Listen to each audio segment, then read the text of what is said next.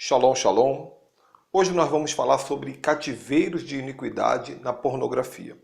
Vou tentar explicar um assunto que é bem profundo aqui, para que nós possamos preparar para o próximo vídeo, onde eu quero fazer uma oração especial com você. Mas como funciona essa questão de cativeiros, iniquidades e pornografia? Antes disso, eu quero explicar para você como funciona a mente do ser humano. A mente do ser humano, ela é isso aqui. Vou fazer um desenho aqui. Isso aqui é um iceberg. Um iceberg, aquelas montanhas de gelo que existem no oceano. E o iceberg aqui está o oceano. O iceberg aparece aquela pontinha da montanha, que geralmente é visível pelos navios. E aqui embaixo, a montanha é eternamente maior. E não se vê, mas é eternamente maior. Então veja bem, assim também a mente do ser humano. A mente do ser humano é dividida em duas partes. O consciente e o inconsciente, conhecido também como o subconsciente. Então, o consciente é a ponta do iceberg. O inconsciente é a montanha. Você está aí me assistindo, você está pensando, uau, é isso, é aquilo. Esse é o seu consciente funcionando. Mas ao mesmo tempo, lá no seu inconsciente, também conhecido como subconsciente, milhares de informações estão se movendo ao mesmo tempo. Mas você não tem o controle disso. Você não tem como dizer, eu quero pensar nisso, eu quero deixar de pensar nisso. Está acontecendo, inclusive, muita coisa que você talvez nem gostaria de estar pensando, estão funcionando no inconsciente. Agora, o que isso tem a ver com batalha espiritual? Por enquanto, estou falando de neurolinguística, estou falando de neurociência. Agora, vamos entrar no mundo espiritual. No mundo espiritual, existe um local chamado região de cativeiro. Vou botar aqui como se fosse uma grade de uma cadeia, de uma prisão. A região de cativeiro são locais espirituais acessados e criados pelo inferno, onde os demônios eles atormentam pessoas, eles torturam pessoas. Mas como eles torturam pessoas? Eles não têm como levar a pessoa fisicamente até essa região de cativeiro. Então o que os demônios aprenderam a fazer? Eles aprenderam a criar um vínculo entre o inconsciente da pessoa e a região de cativeiro. Como funciona isso? Com esse vínculo, o inconsciente ele é levado no mundo espiritual até a região de cativeiro. Então tudo que o diabo faz aqui dentro da região de cativeiro, o inconsciente sofre. Automaticamente, o corpo físico vai gerar reações que ele não sabe por quê.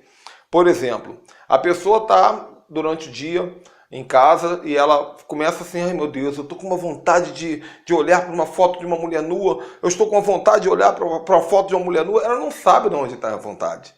Então aqui nessa grade do mundo espiritual chamado região de cativeiro, é como se a pessoa estivesse acorrentada, sentada num trono, numa poltrona, acorrentada, é como se o demônio estivesse vindo com a foto de uma mulher nua e começasse a mostrar para a pessoa no inconsciente. E a pessoa não sabe que está vendo isso. O inconsciente está recebendo essa informação. A pessoa não sabe que está vendo isso e ela começa a ter vontades conscientes. Ela não sabe por quê, mas o inconsciente ele vai gerar vontades no consciente. É a mesma coisa quando você tem um sonho. Às vezes você está dormindo, você sonha que está tendo uma relação sexual, uma relação homossexual. Poxa, mas de onde veio esse sonho? Às vezes é de um filme que você assistiu no passado. Às vezes é numa prática que você teve no passado, até mesmo de um desejo. E o demônio ele jogou todas essas informações aqui para o inconsciente e ele aperta esse botãozinho que une a região de cativeiro ao inconsciente a hora que ele quiser. E nós acabamos nos tornando marionetes do demônio. Isso não acontece apenas na questão de pornografia, acontece em centenas e centenas de situações diferentes. Eu explico com mais detalhes no nosso curso Líderes de Guerra, que se você não participa, é muito importante também se tornar um líder de batalha espiritual. No entanto, essa região de cativeiro não é uma fantasia, ela existe. Se você olhar para a Bíblia, Davi ele vai mostrar que ele passou por várias dessas regiões. Ele vai dizer, por exemplo, que ele ficou preso no fundo do lamaçal e ele ficava tentando sair e não conseguia. Isso não aconteceu na real. Ele fala sobre o vale da sombra da morte, ele fala sobre a terra da escuridão, lugar de chacais, laço do passarinheiro. Você vai perceber que Davi ele vai citar dezenas e dezenas de exemplos de lugares tenebrosos, lugares esquisitos, que a alma dele foi levada. E quando a alma dele foi levada, ele passou a sofrer terrivelmente no mundo físico. Por que eu estou dando essa pincelada nessa questão? Porque muitas vezes, o que é a iniquidade? A iniquidade, ela é a raiz do pecado. A igreja evangélica, infelizmente, ela se habituou a combater pecados e não a combater iniquidade. Então, muitas vezes, uma pessoa, ela fala palavrão. Aí ela se converte, a igreja fala assim, ó, falar palavrão é pecado, você não pode mais falar palavrão, não. Aí a pessoa bota aqui um freio na boca, não vou falar palavrão. Não fala. Tá cheia de vontade de falar, mas não fala palavrão. Por quê? Porque combateu o pecado. Mas dentro dela a iniquidade continua. Aí muitas vezes ela não fala palavrão, mas ela vai fazer fofoca. Por isso tem tanto crente fofoqueiro na igreja. Então a iniquidade não foi combatida. Muitas vezes uma pessoa tem um problema de vício, ela se converte, ela para de usar maconha, para de usar cocaína, para de fumar e engorda.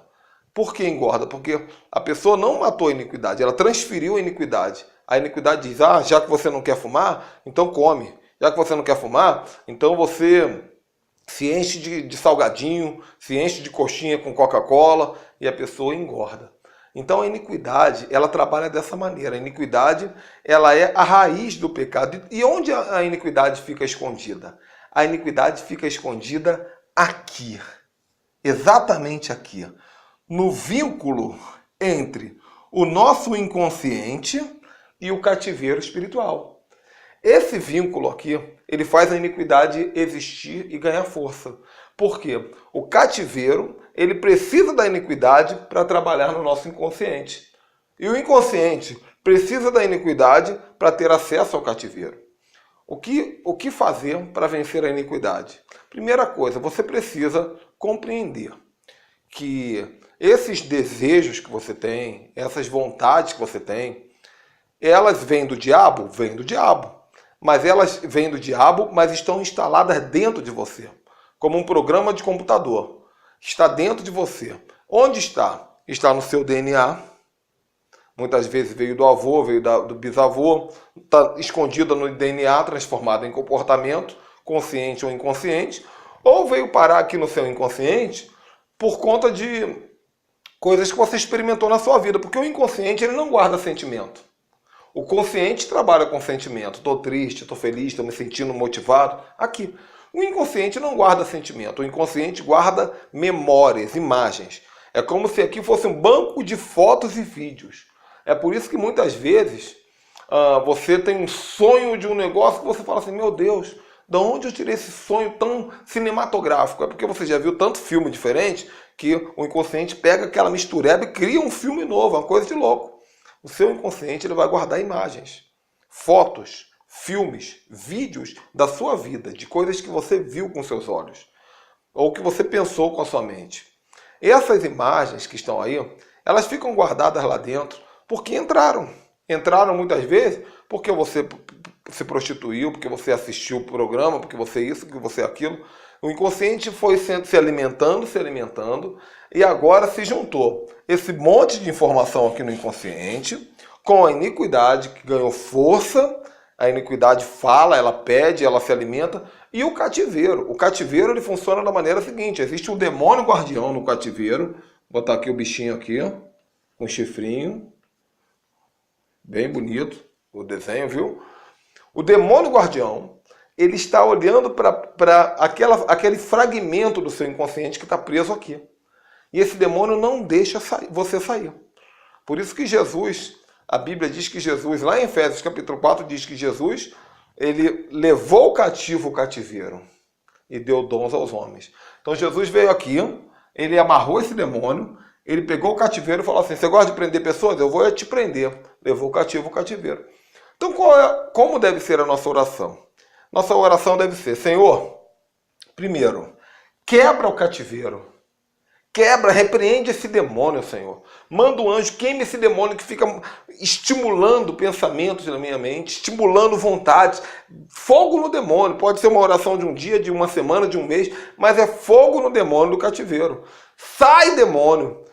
E peça para que Jesus te tire desse cativeiro. Então, a primeira coisa, o cativeiro deve ser aniquilado. Vou com a mão mesmo, tá, pessoal? Esqueci de pegar o apagador. Então, o cativeiro é aniquilado. Só que o problema continua porque tem uma iniquidade. A iniquidade, ela se consolidou com a prática do pecado. Então você foi pecando, o pecado virou iniquidade. Só que agora a iniquidade pede o pecado.